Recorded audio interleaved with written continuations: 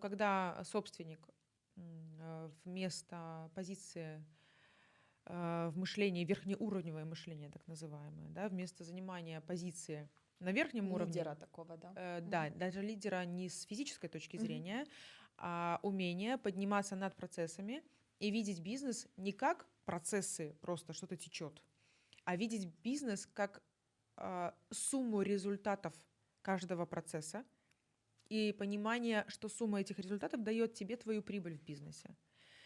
И понимание четкое, что ты сам эти результаты на каждой позиции сделать не можешь.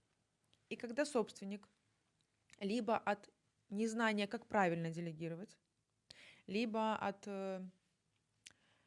желания все контролировать и страха, что подопечные сделают что-то неверно, либо огромное желание все исправить, потому что они помогают как-то неправильно мне, неправильно они работают.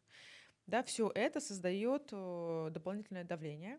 И собственник вместо того, чтобы заниматься стратегией, чем и должен заниматься собственник, он занимается микроменеджментом. Любой собственник, каким бы умным и суперодаренным он не был, он погрязнет в этом и выгорит.